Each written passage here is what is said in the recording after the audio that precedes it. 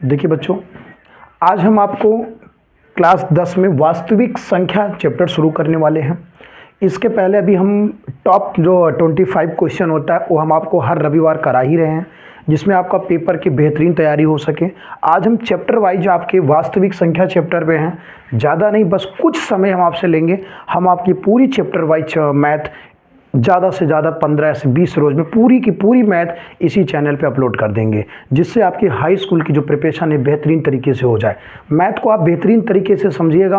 उम्मीद है हम आपको 95 प्लस का स्कोर बेहद आसानी से करा सकते हैं। बस आप पढ़ाई पे अच्छे से लगे रहिए। समय बहुत कम है, समय को देखते हुए बेहतरीन तरीके से अगर पढ़ना है तो आप हमारे चैनल को सब्सक्राइब जरूर कर लीजिएगा। हम आपको वही चीज़ बताएंगे जो पेपर में एकदम फैक्ट आएगा। तो आइए आज हम आपको वास्तविक संख्याएं चैप्टर पढ़ाते हैं, जहां से एग्जाम में 4 से 5 नंबर कभी आ सकता है, कभी 2 से 3 नंबर आ जाता है, मगर बेहद आसान क्वेश्चन यहां से आता है। हम उसे क्लियर करेंगे वास्तविक संख्या चैप्टर से, मगर आता 2 क्वेश्चन यहां पे फिक्स है। तो अगर आप शुरू से बेहतरीन तरीके से समझेंगे तो आपका क्वेश्चन आसानी से हो जाएगा। आइए आज हमारा जो चैप्टर है वास्तविक संख्या है, हमारा जो चैप्टर है वह अवास्तविक संख्या है। तो हम जानना चाहेंगे कि वास्तविक संख्या क्या होती है। पहली बात तो क्लियर करिए आप, वास्तविक संख्या किसे कहते हैं, मतलब रियल नंबर किसे कहते हैं। वह संख्या जो परिमेय या अपरिमेय हो, चाहे परिमेय हो या अपरिमेय हो, चाहे परिमेय हो या अपरिमेय हो, दोनों हो, कोई भी हो, वे क्या कहलाती हैं, वास्तविक संख्या कहलाती हैं। कहने का मतलब चाहे कोई परिमेय संख्या हो, चाहे कोई अपरिमेय संख्या हो, चाहे पूर्णांक हो, जितनी संख्याएं होती हैं वो क्या होती हैं, वास्तविक संख्या होती हैं। अगर +1 है तब भी वास्तविक संख्या है, -1 है तब भी वास्तविक संख्या है, 2√3/5 है फिर भी वास्तविक संख्या है। कहने का मतलब है अंश बटे हर को हम सब परिमेय इंडिकेट करते हैं, करड़ी दिखता है तो अपरिमेय करते हैं, प्लस रहता है तो धनात्मक पूर्णांक, माइनस रहता है तो ऋणात्मक पूर्णांक। यानी का मतलब है चाहे परिमेय के रूप में हो चाहे अपरिमेय के रूप में हो, मगर वो कौन सी संख्या होती है, वास्तविक संख्या होती है। यानी परिमेय तो एक रूप है संख्या का, मगर जो नंबर हैं वो नंबर कहाँ के हैं, वास्तविक संख्या के हैं। कहाँ के हैं, वास्तविक संख्या के हैं। तो सबसे पहला टॉपिक हमारा है वास्तविक संख्या किसे कहते हैं। तो वास्तविक संख्या वह संख्या होता है जो परिमेय या अपरिमेय के रूप में जो होते हैं, उन्हीं को हम क्या कहते हैं, वास्तविक संख्या कहते हैं। संख्या हमारी निम्न प्रकार के होते हैं, संख्या हमारे निम्न प्रकार के होते हैं, जिन्हें हम थोड़ा नॉर्मली थोड़ा जल्दीबाजी में बता देते हैं, क्योंकि वहाँ से क्वेश्चन नहीं बनता है, मगर कभी कभी बन जाता है बहुविकल्पी में 1 नंबर का। तो आइए हम आपको दिखाते हैं, संख्या के कुछ प्रकार आपको बता रहे हैं। देखिए जैसे संख्या का प्रकार, पहला हम लोग लेते हैं प्राकृतिक संख्या। प्राकृतिक संख्या, उसके पहले होता है पूर्ण संख्या, जिसे हम सब होल नंबर बोलते हैं। प्राकृतिक संख्या को नेचुरल नंबर बोलते हैं। सम संख्या इवन नंबर होता है आपका। विषम संख्या, विषम संख्या, भाज्य संख्या,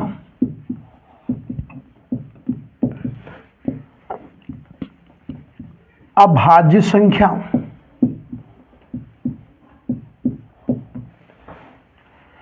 परिमेय संख्या,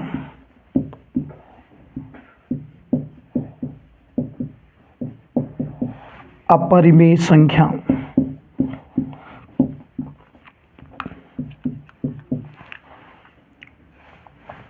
अगला होता है पूर्णांक। एक होता है सहअभाज्य संख्या, सहअभाज्य संख्या, पूर्णांक संख्या, स अभाज्य संख्या। तो हम लोग सिर्फ थोड़ा नॉर्मली तौर पे संख्याओं के टाइप में बता रहे हैं। यहाँ से भी क्वेश्चन एग्जाम में कैसे बनते हैं, जो कि ऑब्जेक्टिवल बनते हैं, एक नंबर का आपको फेस करना पड़ता है। तो आइए हम उनको देखते हैं कि एक नंबर के क्वेश्चन हमारे यहाँ से कैसे बन सकते हैं। तो आप अगर पहले देखिए पूर्ण संख्या किसे कहते हैं, तो वह संख्या जो 0 से शुरू होती है, वह संख्या जो 0 से शुरू होती है अनंत तक जाती है, उसे हम सब पूर्ण संख्या कहते हैं। क्या कहते हैं? पूर्ण संख्या। और प्राकृतिक संख्या जो होती है 1 से शुरू होती है अनंत तक जाती है। कहाँ तक जाती है? अनंत तक जाती है। तो आप पहले एक चीज देखिए, पूर्ण संख्या और प्राकृतिक संख्या में क्या अंतर है? तो एक शून्य का अंतर है। किसका अंतर है? एक शून्य का है। शून्य पूर्ण संख्या में आता है मगर प्राकृतिक संख्या में शून्य नहीं आता है। तो पूर्ण संख्या और प्राकृतिक संख्या में अंतर किसका है? शून्य का है। बाकी पूर्ण संख्या शून्य से शुरू होती है और प्राकृतिक संख्या 1 से शुरू होती थी। यहाँ पे हमसे एक नंबर ऑब्जेक्टिव में पूछा जा सकता है कि पूर्ण संख्या और प्राकृतिक संख्या में क्या अंतर होता है। तो पूर्ण संख्या और प्राकृतिक संख्या में शून्य का अंतर होता है। सम संख्या किसे कहते हैं? तो वह संख्या जो 2 से विभाज्य हो जाती है उसे सम संख्या बोलते हैं। जैसे 2, 4, 6, 8, 10, 12, ये हमारा सम संख्या होता है। और सम संख्या को प्रदर्शित 2n से किया जाता है। सम संख्या को हम लोग प्रदर्शित 2n से करते हैं। और कभी कभी पूछा जाता है कि सम संख्या को प्रदर्शित करने वाला पूर्णांक है, तो कभी कभी ऑप्शन में 2n भी रहता है, कभी कभी 2n ना बोल के 2p बोलता है और कभी कभी 2q बोलता है। तो n equal to natural number होता है। n equal to natural number कहने का मतलब है n प्राकृतिक संख्या होता है। तो जब यहाँ p आ जाता है तो p भी हमारा एक प्राकृतिक संख्या या एक पूर्णांक को इंडिकेट करता है।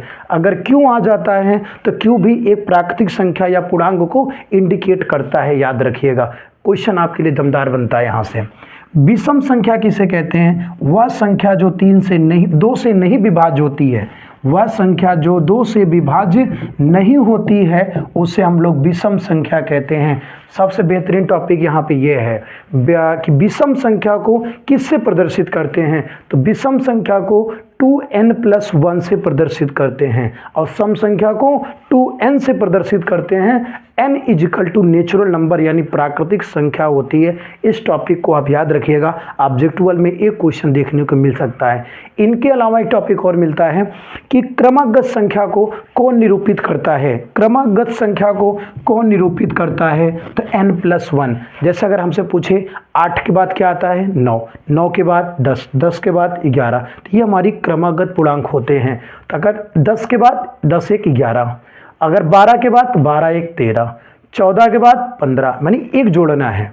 तो आप याद रखिएगा क्रमागत पूर्णांक को n+1 से निरूपित करते हैं, विषम संख्या को 2n+1 से निरूपित करते हैं और सम संख्या को 2n से निरूपित करते हैं। बाकी क्रमागत सम संख्या, अगर क्रमागत सम संख्या कहेगा तो n+2, n+2 क्रमागत सम संख्या में 2 का अंतर होता है। आप देखिए 2 2 4, 4 2 6, 6 2 8, 8 2 10, 10 2 12, यानी सम संख्या है तो सम संख्या में 2 का अंतर होता है। अगर आप विषम संख्या पे आएंगे तो 1 से 3, 3 से 5, 5 से 7, 7 से 9, 2 2 का अंतर है।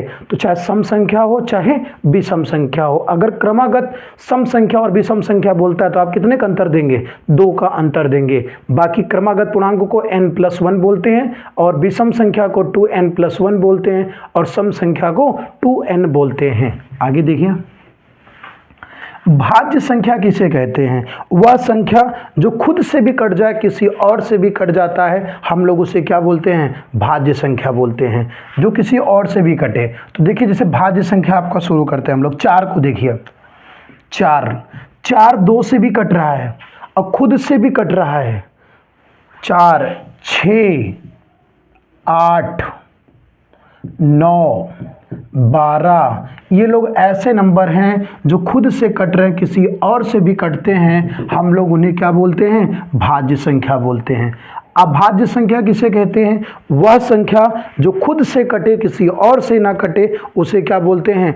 अभाज्य संख्या बोलते हैं। जैसे 3 2 2 3 5 7 11 13 17 19 डैश।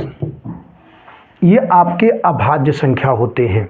ये आपके कितने होते हैं? अभाज्य संख्या होते हैं। तो आप याद रखिएगा 1 से 100 के बीच में, 1 से 100 के बीच में टोटल अभाज्य संख्या हमारी 25 होती हैं। टोटल अभाज्य संख्या कितनी होती है? 25 होती हैं 1 से 100 के बीच में। याद रखिएगा आप सब। परिमेय संख्या किसे कहते हैं? वह संख्या जो P/Q के रूप में होता है उसे परिमेय संख्या कहते हैं। बस Q इज नॉट इक्वल 0 होता है। कहने का मतलब है वह पूर्णांक जो P/Q के रूप का होता है उसे हम लोग परिमेय संख्या कहते हैं।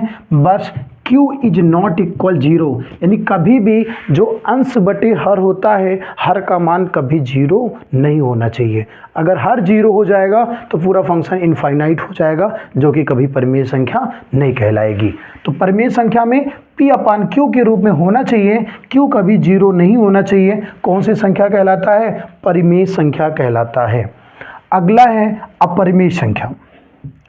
वह संख्या जो करड़ी के रूप में जैसे होता है, जो करड़ी के रूप में होता है उसे हम सब अपरिमेय संख्या कहते हैं। और ये पाई है, पाई भी हमारी अपरिमेय संख्या है। कभी कभी एग्जाम में पूछा जाता है पाई कैसी संख्या है, तो पाई कैसी संख्या है?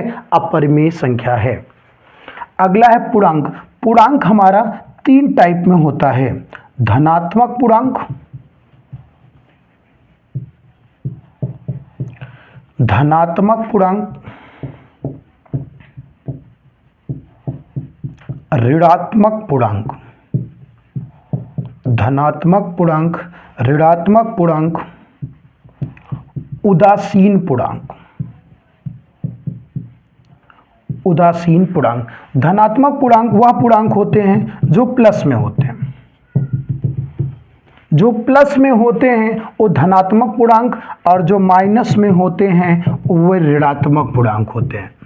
प्लस वाले धनात्मक पूर्णांक और ऋणात्मक वाले जो माइनस में होते हैं उन्हें ऋणात्मक पूर्णांक, और उदासीन पूर्णांक हमारा शून्य है। शून्य को हम उदासीन पूर्णांक बोलते हैं। उदासीन का मतलब होता है ना तो प्लस में ना तो माइनस में, कोई भी चिन्ह नहीं को मानते, वो क्या कहलाता है? उदासीन। यानी 0 उदासीन है, प्लस वाले धनात्मक पूर्णांक, माइनस वाले ऋणात्मक पूर्णांक। सबसे बेहतरीन है सहअभाज्य संख्या, जो कि पिछली बार यहाँ से ऑब्जेक्ट 12 में पूछा गया था, पेपर में पूछा गया था। सहअभाज्य संख्या क्या है? कहने का मतलब को प्राइम नंबर क्या है? तो सहअभाज्य संख्या वह संख्या होती है, यानी किसी भी दो संख्या का अगर HCF 1 हो, किन्हीं भी दो संख्याओं का HCF अगर 1 आता है, वह संख्या क्या कहलाता है? सहअभाज्य संख्या कहलाता है। मतलब किन्हीं भी दो संख्याओं का जो गुणनखंड होता है उनमें आपस में उभयनिष्ठ गुणनखंड केवल 1 हो, मतलब सिर्फ 1 हो, कोई और उभयनिष्ठ गुणनखंड नहीं आता है, वो क्या कहलाता है? सहअभाज्य संख्या कहलाता है। जैसे 5 7 7 9, अगर आप 5 और 7 का फैक्टर करेंगे इनमें कोई भी चीज़ उभयनिष्ठ नहीं आएगा, सिर्फ 1 को छोड़ के। 7 और 9 का फैक्टर करेंगे तो केवल 1 आएगा, यानी वह संख्या जिसमें केवल उभयनिष्ठ केवल 1 होता है उसे हम लोग क्या बोलते हैं? सहअभाज्य संख्या बोलते हैं। तो आप लोग एक बार फिर से सुन लीजिएगा मेरी बात को।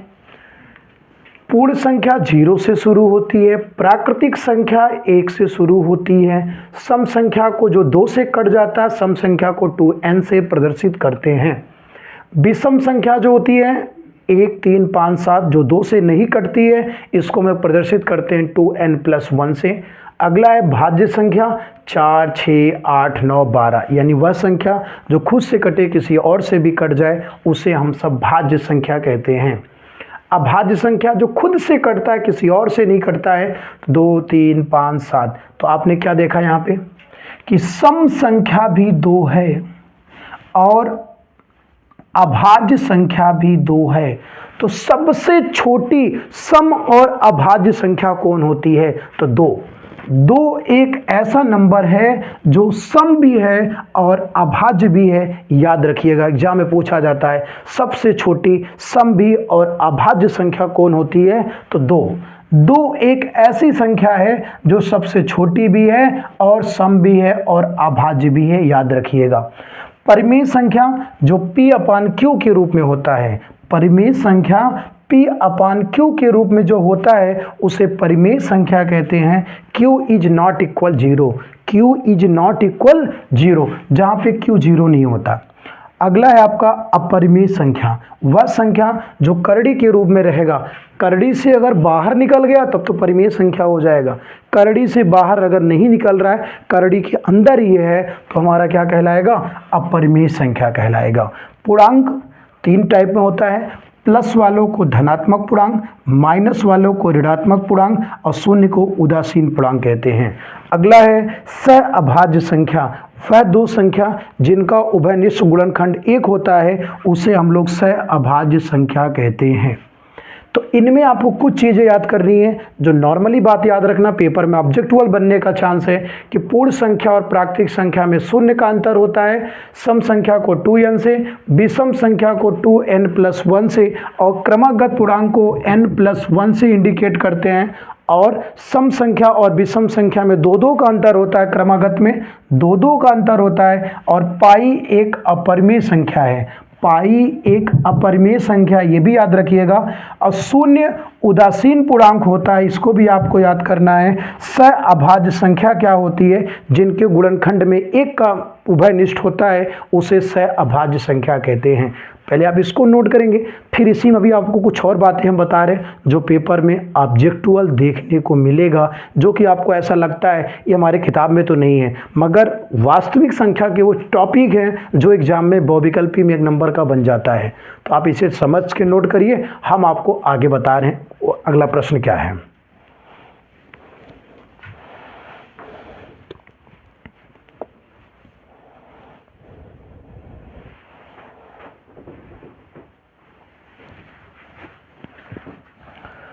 आप लोग इसको नोट कर लिए होंगे।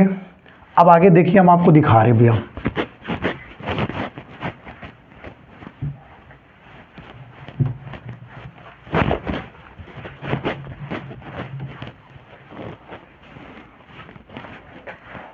देखिए भैया, कुछ हमारे टॉपिक हैं। अगर हम अपरिमेय संख्या को याद रखिएगा भैया, सबसे बेहतरीन टॉपिक है ये हमारा। अपरिमेय संख्या को अपरिमेय संख्या से जोड़ा जाए, अपरिमेय संख्या को अपरिमेय संख्या से जोड़ा जाए। जब किन्हीं भी 2 संख्या को आप जोड़ते हैं तो एक नई संख्या प्राप्त होती है।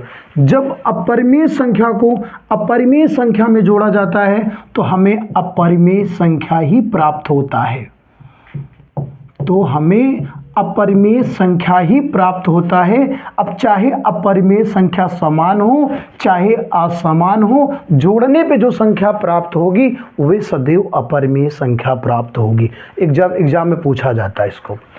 अपरिमेय संख्या घटाना अपरिमेय संख्या, चाहे समान घटाने में अपरिमेय संख्या हो चाहे असमान हो, घटाने पे हमें अपरिमेय संख्या ही प्राप्त होगी, याद रखिएगा।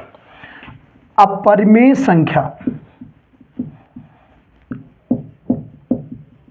अपरिमेय संख्या गुणा का चिन्ह, अपरिमेय संख्या, अपरिमेय संख्या। अब यहां टॉपिक है, गुणा करने के बाद 2 पोजीशन बनेगा यहां पे। जब अपरिमेय संख्या का गुणा होता है, जोड़ करने पे तो अपरिमेय ही आता है, घटाना करने पे अपरिमेय ही आता है, मगर गुणा करने पे 2 टॉपिक आता है। अगर अपरिमेय संख्या समान है, अगर अपरिमेय संख्या क्या है? समान है, 2 टॉपिक आता है। और अगर अपरिमेय संख्या असमान है, असमान है, अगर अपरिमेय संख्या समान है तो गुणा करने पर परिमेय संख्या बन जाएगा, गुणा करने पर परिमेय संख्या बन जाएगा, याद रखिएगा। भले अपरिमेय संख्या है, अगर समान दोनों हैं तो गुणा करने पर परिमेय बन जाएगा। और अगर असमान है, एक पे कुछ और है दूसरे पे कुछ और है, करड़ी में अपरिमेय संख्या अलग अलग हैं, असमान है, तो गुणा करने पर अपरिमेय संख्या ही बनेगा। अपरिमेय संख्या ही बनेगा। टॉपिक को याद करिएगा, सबसे बेहतरीन टॉपिक है। जब अपरिमेय संख्या आपस में गुणा होती हैं तो दो अपना टाइप रखते हैं। अगर समान अपरिमेय संख्या है तो गुणा करने पे परिमेय बन जाएंगे, और अगर अलग अलग हैं तो गुणा करने पर अपरिमेय संख्या ही रहेंगे। हम लोग अपरिमेय संख्या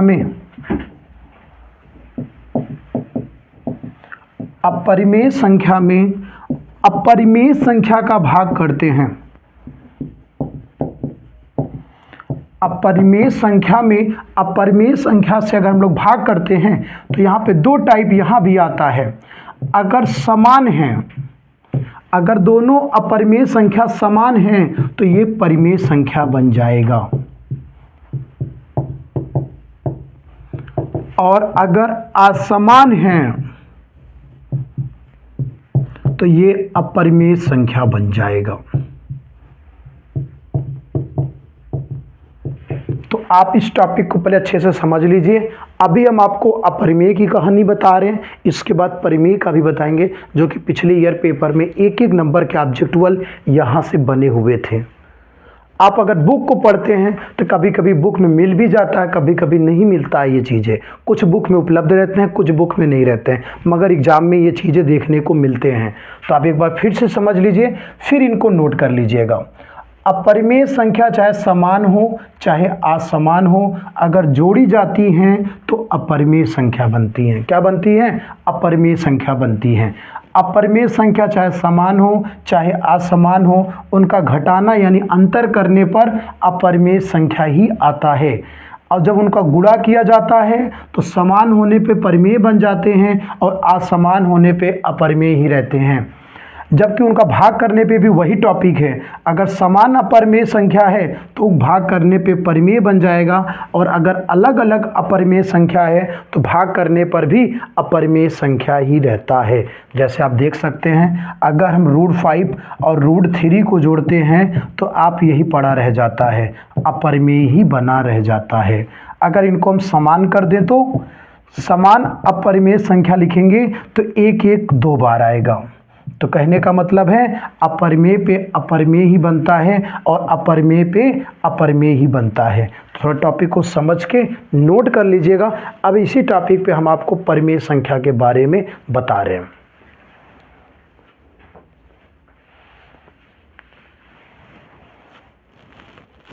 देखिए अब आप लोग, अब हम आपको परिमेय संख्या के बारे में बता रहे हैं।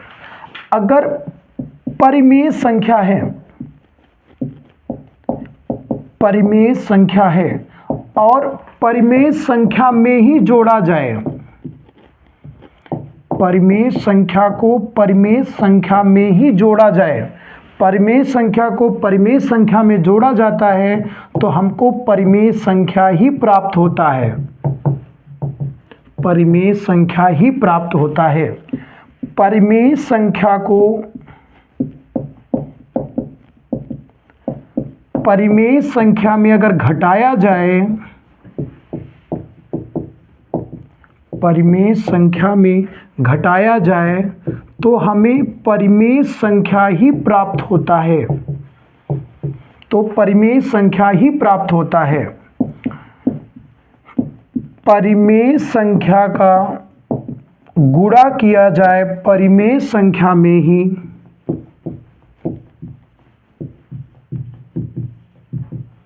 परिमेय संख्या में ही परिमेय संख्या बनता है, परिमेय संख्या बनता है। परिमेय संख्या का भाग अगर परिमेय संख्या से किया जाए तो परिमेय संख्या ही प्राप्त होता है। तो अपरिमेय और परिमेय वाले टॉपिक में आप थोड़ा बेहतरीन तरीके से क्लियर करिएगा। किन्हीं भी दो परिमेय संख्या को अगर जोड़ा जाता है तो उससे जो प्राप्त मान होता है वो भी परिमेय संख्या ही होता है। दो परिमेय संख्या का घटाना करने पे जो अंतर करने पे प्राप्त मान होता है वो भी एक परिमेय संख्या होता है। परिमेय संख्या का गुणा करने पर, किन्हीं भी दो परिमेय संख्या का गुणा करने पर प्राप्त संख्या भी परिमेय संख्या ही होती है। और परिमेय संख्या का भाग करने पर, किन्हीं दो परिमेय संख्या का भाग करने पर प्राप्त संख्या जो होती है वे भी हमारी क्या होती है, परिमेय संख्या होती है। ये रहा हमारे वास्तविक संख्या चैप्टर के कुछ इंपॉर्टेंट टॉपिक जिन्हें आप नोट करेंगे। अब हम आपको पहले चैप्टर से रिलेटेड कुछ फॉर्मूले बता रहे हैं, फिर हम उनको क्वेश्चन करते हैं।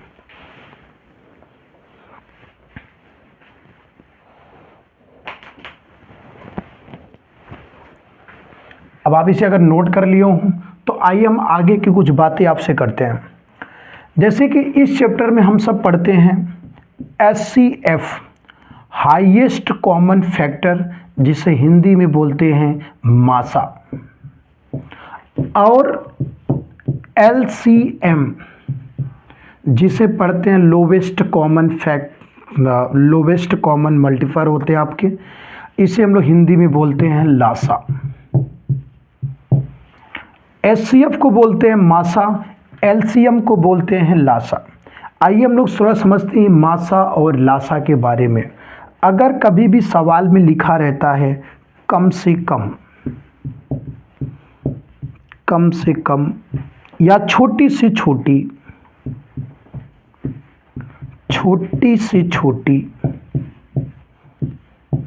ऐसी अगर संख्या लिखी रहती है, हिंदी लिखा रहता है, तो आपको LCM निकालना होता है। क्या निकालना होता है? LCM।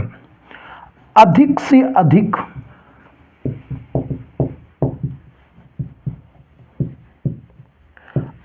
से अधिक लिखा रहे या बड़ी से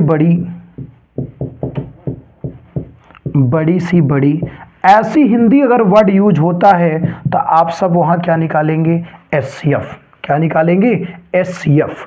HCF में हाईएस्ट कॉमन फैक्टर होता है, वह दो संख्याएं होती जिनमें जो उभयनिष्ठ फैक्टर होता है, दो संख्याओं में जो उभयनिष्ठ फैक्टर होता है उसी को हम सब HCF बोलते हैं, और जो उनके टोटली फैक्टर के मल्टीपल होता है उसे हम सब LCM बोलते हैं। क्या बोलते हैं? LCM। तो हमारे एग्जाम में एक क्वेश्चन आपको LCM और HCF का देखने को मिलेगा, और एक क्वेश्चन अपरिमेय संख्या सिद्ध करने को मिलेगा, और बाकी ऑब्जेक्टुअल एक दो प्रश्न बनेंगे जो कि आपको ये जो हमने बताया है वहां से ऑब्जेक्टुअल मिल जाएगा। बाकी एग्जाम में दो क्वेश्चन आपको मिलेंगे, सिद्ध करने को मिलेंगे कि ये अपरिमेय संख्या है, और HCF और LCM।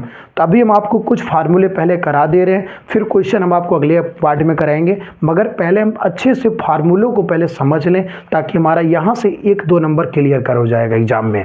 तो इसको नोट कर लिए होंगे। तो आइए हम आपको कुछ फार्मूले बताते हैं भैया जो इस चैप्टर में आपके यूज होंगे।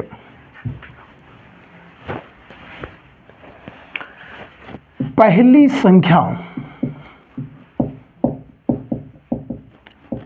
संख्या गुणे दूसरी संख्या, इस चैप्टर का सबसे महत्वपूर्ण फार्मूला जो कि एग्जाम में क्वेश्चन यहां से बनता है। पहली संख्या गुणे दूसरी संख्या। पिछले सत्र के कुछ पेपरों में तो LCM और HCF के 4-4 नंबर के क्वेश्चन थे, मतलब एक चैप्टर में पहले चैप्टर से ही 7 से 8-8 नंबर उठा लिए गए थे। ऐसे भी सेट आपको देखने को मिले हैं अगर आप बैक ईयर का पेपर देखेंगे तो। पहली संख्या गुणे दूसरी संख्या बराबर मासा गुणे लासा। मासा गुणे लासा कहने का मतलब है यहाँ पे 4 टाइप का प्रश्न बनता है। कभी पहली संख्या दूसरी संख्या दे देगा, मासा भी दे देगा तो लासा पूछ लेगा, कभी 2 संख्या और लासा देगा तो मासा पूछ लेगा। कहने का मतलब है किसी 3 मान को दे करके कोई भी एक मान आपसे पूछा जा सकता है। 4 मानों में से कोई भी 3 मान आपको दे करके एक मान आपसे पूछा जा सकता है। फार्मूले को याद रखिएगा अच्छे से भैया। आगे आता है भिन्नों का लासा। भिन्नों का लासा तो अंशों का लासा बटे हरों का मासा। भिन्नों का मासा। तो अंशों का मासा बटे हरों का लासा। तो हम लोग एलसीएम और एचसीएफ पे इनसे रिलेटेड फार्मूले यूज करेंगे भैया। इससे बाहर पहले चैप्टर में कोई फार्मूला अब नहीं है, सिर्फ एक फार्मूले का यूज करेंगे हम लोग पहले चैप्टर में, और वैसे वो संख्याएं के बारे में। इनके अलावा पहले चैप्टर में कोई फार्मूला नहीं है। आइए हम लोग एक छोटा सा क्वेश्चन लेते हैं सिर्फ समझने के लिए, समझते हैं थोड़े से। जैसे कोई संख्या है हमारे पास 24 और 72, 24 और 72। अब इन दो संख्याओं का एलसीएम और एचसीएफ कैसा होता है? तो एलसीएम और एचसीएफ निकालने की दो विधि है, एक गुणनखंड विधि और एक भाग विधि होता है। यहाँ पे ऐसा कुछ टॉपिक नहीं है कि आपको गुणनखंड विधि करना है कि भाग विधि। फिलहाल यहाँ पे गुणनखंड विधि यूज करनी है, भाग विधि आपको यहाँ यूज नहीं करनी है। तो आइए हम सब देखते हैं 24 का जब आप गुणनखंड करेंगे तो 2 दूनी 4, 4 दूनी 8, 8 तिरिक 24 होता है। 72, 2 दूनी 4, 4 दूनी 8, 8 तिरिक 24, 24 तिक्के 72, 24 तिक्के 72। ये हो गए हमारे 24 और 72 के फैक्टर। अब हमें निकालना है एचसीएफ। हमें क्या निकालना है? एचसीएफ। तो ऊपर और नीचे की संख्या में 2 मैच कर रहा है। ये संख्या आपका मैच कर रहा है, जहां मैच करेगा उनको एक बार लिख लो, इनको एक बार, 2, इधर से 3 मैच कर रहा है। तो पूरा गुणा करने पे 2 दूनी 4 दूनी 8 तिरिक 24, 2 दूनी 4 दूनी 8 तिरिक 24। कहने का मतलब है हमारा एचसीएफ 24 आ गया। हमारा एचसीएफ कितना आ गया? 24। एलसीएम, एलसीएम में क्या होता है? जिन संख्या का जोड़ा बना है पहले आप उन्हीं को लिखेंगे, जैसे 2 2 2 3। जिनका जोड़ा नहीं बना है आप उन्हें भी लिख लीजिए। तो 2 दूनी 4 दूनी 8 तिरिक 24 तिक्के 72, 8 तिरिक 24 तिक्के 72। तो हमने इस तरीके से हमारा एचसीएफ और एलसीएम निकलता है। तो आप लोग ये काम करिएगा, पहले अच्छे से जो थ्योरेटिकल हमने आपको बताए हैं पहले आप उन्हें अच्छे से समझ लीजिएगा। कल के टॉपिक में हम आपका वास्तविक संख्या के वो बेहतरीन क्वेश्चन करा देंगे, जितना करा देंगे, जो बता देंगे, आप उनको अच्छी तरीके से अगर आप क्लियर कर लेंगे तो बोर्ड एग्जाम में हमारा 2 से 4 नंबर यहाँ बनता है, कभी कभी ज़्यादा बन जाता है। तो आपका कहीं से भी पेपर में छूटेगा नहीं। बस आप एक काम करिएगा, जो आज हम आपको पढ़ाए हैं इसको अच्छे से रिवाइज कर लीजिएगा और अपने दोस्तों के पास भी शेयर जरूर कर दीजिएगा। अगर आपको समझ में आएगा तो लाइक ज़रूर कर दीजिएगा और कमेंट करके हमें ज़रूर बताइएगा आपको हमारा सेशन, ये पढ़ाने का जो तरीका है और जो समझाने का है, आपको कैसा लग रहा है, समझ में आ रहा है कि नहीं आ रहा है। आप हमें दोनों कंडीशन पे कमेंट करके ज़रूर बताएंगे। और कोशिश है हम बहुत जल्द ही हाई स्कूल की संपूर्ण मैथ आपके सामने इसी चैनल में पूरा कर देंगे। फिर हम लगातार मैथ का प्रैक्टिस सेट करते जाएंगे। आप हमारे मैथ के प्रैक्टिस सेशन को जरूर देखा करिए, जो टॉप 25 क्वेश्चन का जो डाला जाता है वीडियोज, आप उन्हें जरूर देखा करिए। वहां से आपका पूरे बोर्ड का पेपर वहीं से पूरा मैच करेगा। आप पेपर दे के आने के बाद मैच जरूर करिएगा। ठीक है दोस्तों, तो आप लोग इसे रिवाइज करिएगा। अब हम आपसे मिलते हैं अगली क्लास में, तब तक के लिए धन्यवाद।